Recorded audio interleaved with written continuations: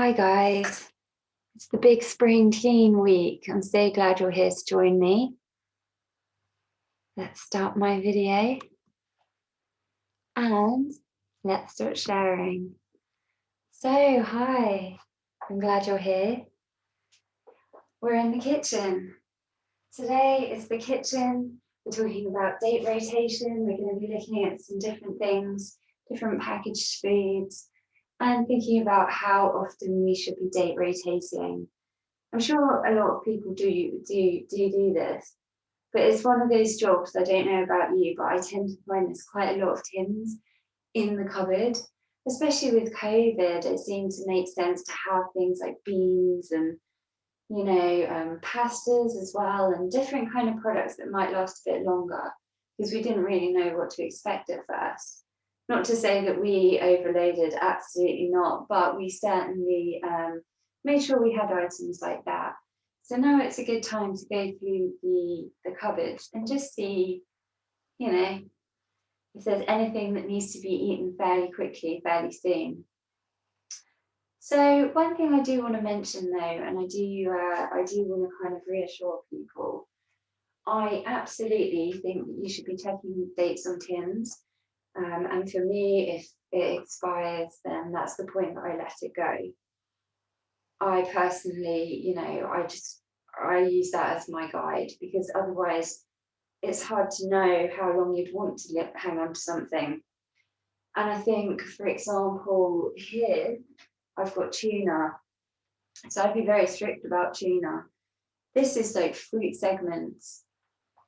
For me personally, even knowing it's in sugar and in fresh juice,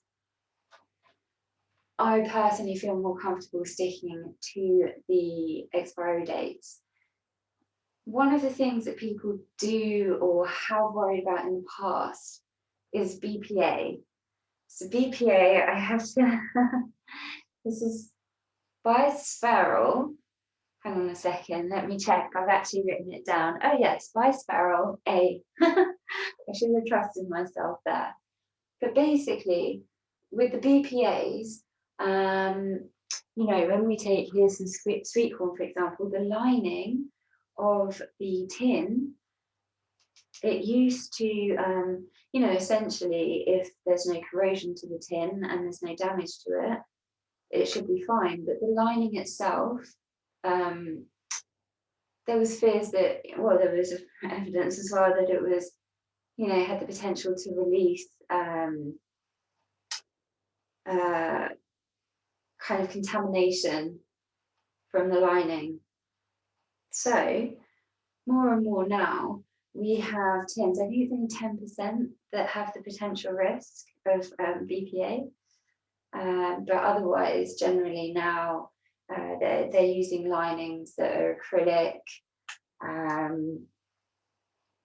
think polyester. And so, yeah, absolutely. It just means that there's less likely for this to happen. It's the same with plastics. So if we move into plastics as well, there's a fear of the BPA level in plastic. And so we do want to think about how long we are keeping these things. I've been to properties before where there hasn't been so much date rotation going on. And there's been actually quite a lot of stockpiling of tinned food and plastics. And particularly with the plastics, we do need to think about that, over time. Because even knowing, some of these products, you can say, oh, well, I don't have to be too strict about the end date. They do lose their taste, their colour, their vibrancy. They're not what they were when they were sold to you. So, I think it's a good thing to move the older stuff forward and get it cooked. So, again, with plastic, you can go for BPA-free plastic. And so if that's a concern for you, then it's something you can actively seek out, but it's becoming, across the board. Actually, I don't need to put that down there. Let's put it in our collection. Okay, so, standard simple tip, tip as in advice. So what I would usually do is I'd get myself a tray or a box, and I'd take out, maybe a third of my tin products. If you're meticulous about your organization, they're probably all going to be ordered sweet corn, tuna.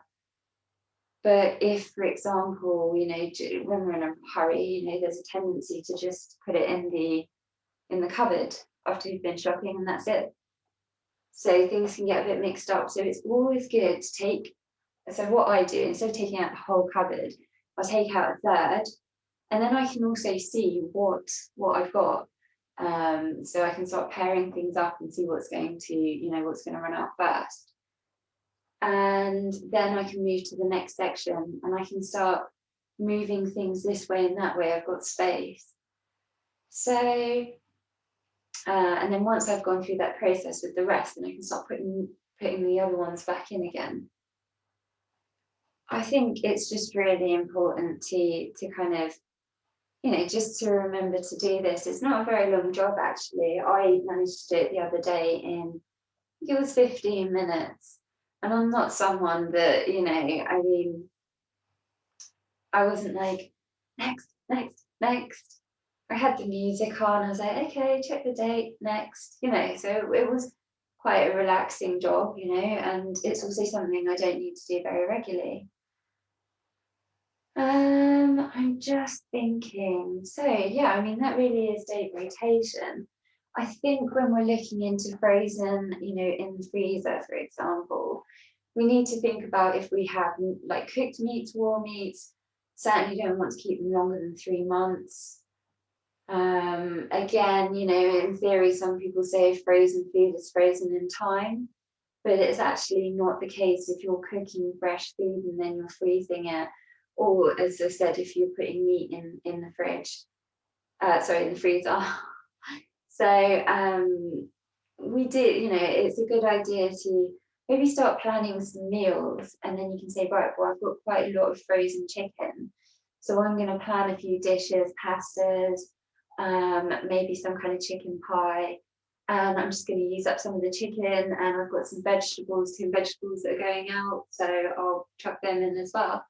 So actually, you can be quite resourceful when you realise the extent of everything you've got in your freezer. And it's also a money-saving thing.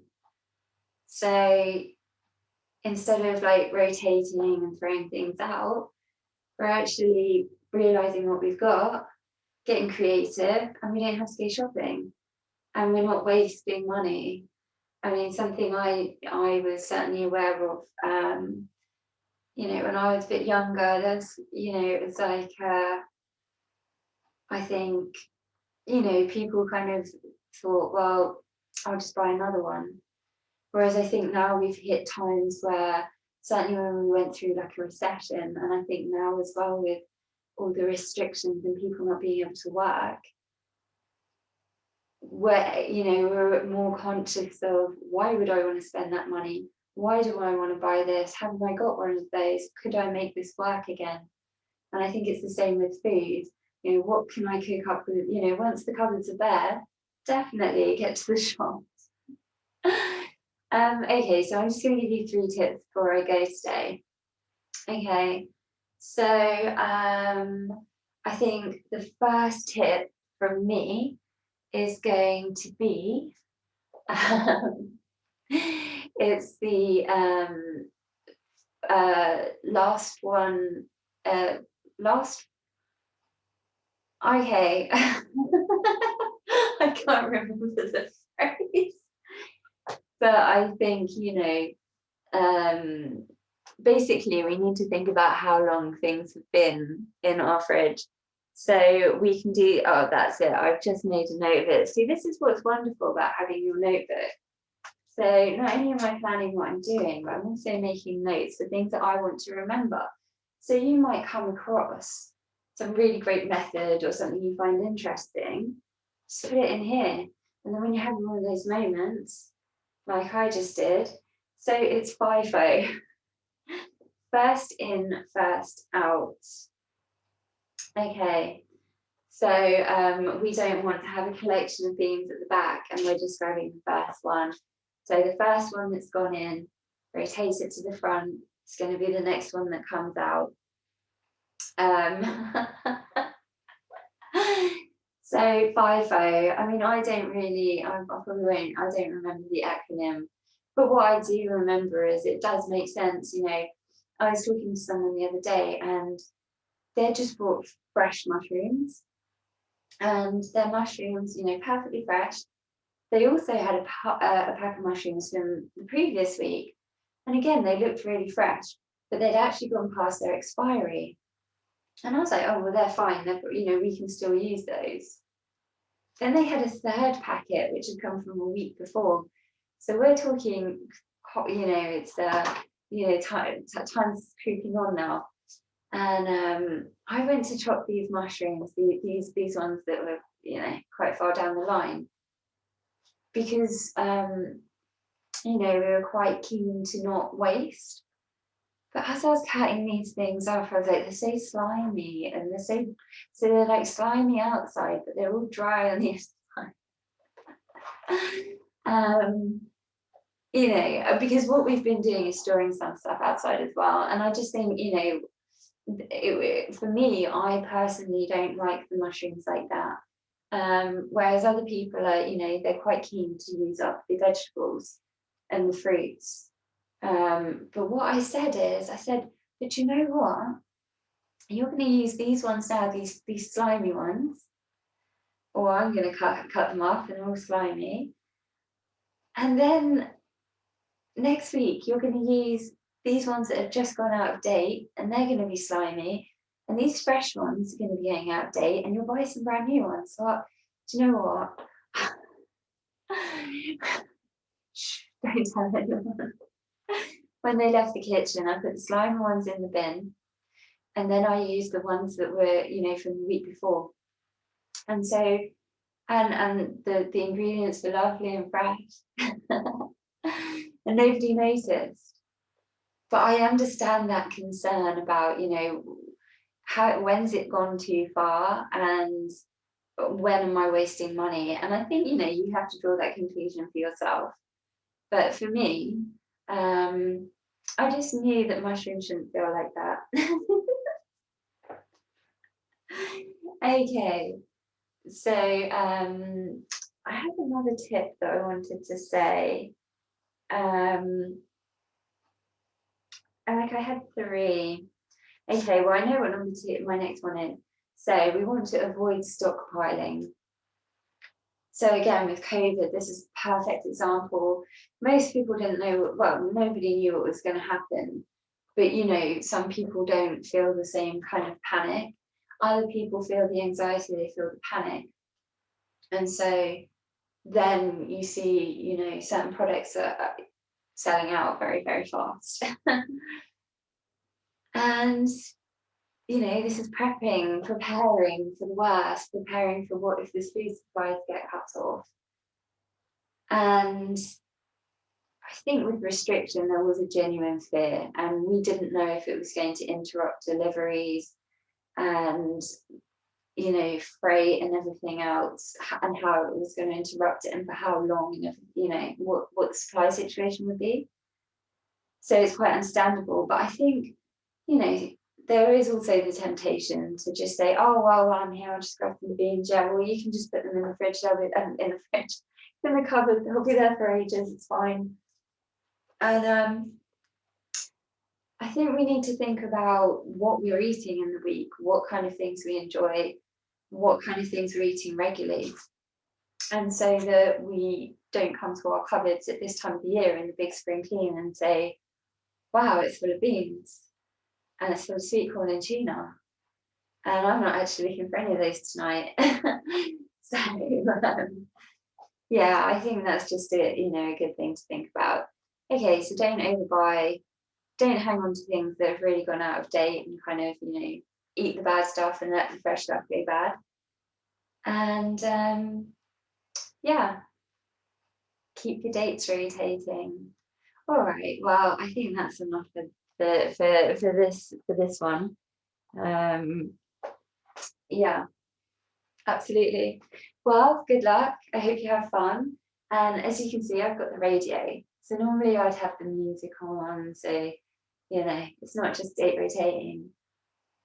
Okay, so good luck with your playlist, good luck with your kitchen, and I will see you tomorrow. So tomorrow I'm talking about the bed. Do we make the bed or don't we make the bed? Now, you may say make the bed, but there's actually some really good arguments for not making the bed. I'm going to absolutely say no way to those arguments. But what I am going to say is I completely agree with where they come from. And it's actually about looking at, no, that's all tomorrow. Just come back tomorrow. All right, thanks so much. Happy spring cleaning.